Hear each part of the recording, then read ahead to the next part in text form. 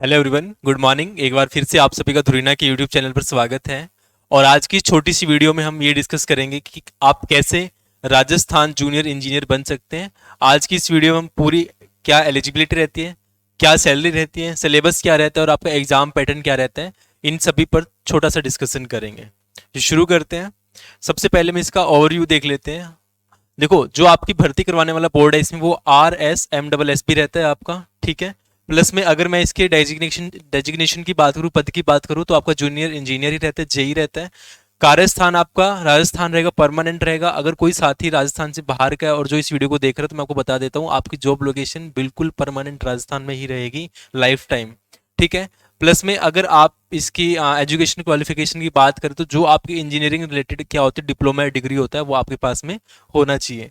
As की बात करें, 18 से 40 साल आपकी एज होनी चाहिए। प्लस में जो एस सी एस टीज होते हैं या रिजर्व कैटेगरीज होती हैं, आपको उसमें एज में रिलैक्सेशन देखने को मिल जाएगा।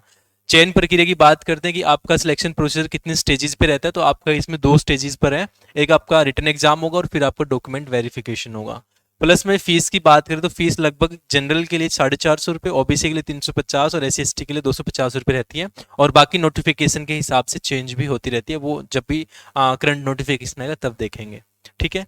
अगर हम इसमें सैलरी वगैरह की बात हम आगे करते हैं, ठीक है।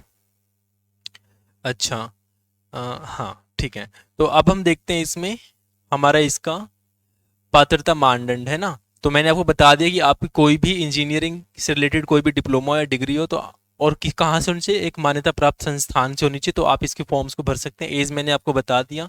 पे लेवल देख लो, आपका इसमें बेसिक पे रहता है 33,800 रुपये माह। और अधिकतम वेतन आपका 1,06,700 रुपये पर मंथ रहता है, ठीक है।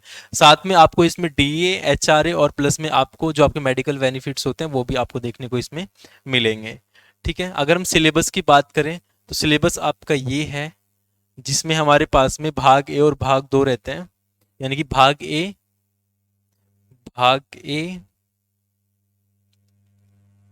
बी, ठीक है। भाग ए और भाग बी, ठीक है।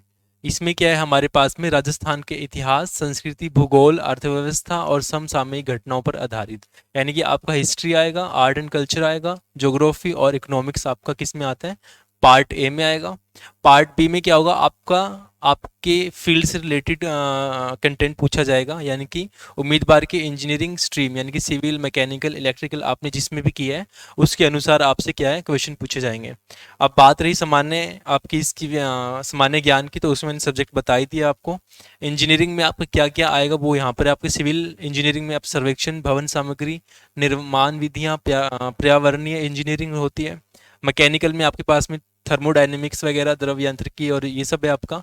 मतलब आपको अपना जो अपना फील्ड है उससे रिलेटेड आपको पता ही होगा, तो उससे रिलेटेड ही आप इसमें क्वेश्चन पूछे जाते हैं, ठीक है। स्टेजेस का मैंने आपको बता दिया, आपको 2 स्टेजेस में इसमें सिलेक्शन होता है। पहला आपका रिटन एग्जाम होगा, उसके बाद में आपका इसमें डॉक्यूमेंट वेरिफिकेशन होगा, ठीक है। आवेदन प्रक्रिया की बात करें तो जैसे आपको नोटिफिकेशन आएगा, उसके बाद आप अपनी जो ऑफिशियल वेबसाइट है RSMSSB की, उस पर जाके अपना OTR करके अपना फॉर्म अप्लाई कर सकते हैं।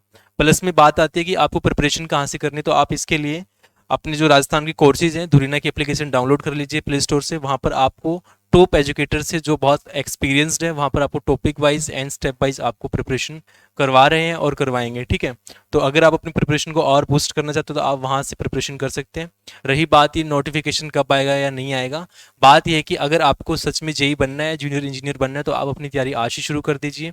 नोटिफिकेशन कब भी आए, अपनी प्रिपरेशन अच्छी रहनी चाहिए। तो अगर आपको छोटी सी वीडियो में अगर आपको इन्फॉर्मेटिव लगी हो, तो आप लाइक कर सकते हैं, अपने दोस्तों के साथ में शेयर कर सकते हैं और धुरीना को सब्सक्राइब कर लीजिए। Thank you.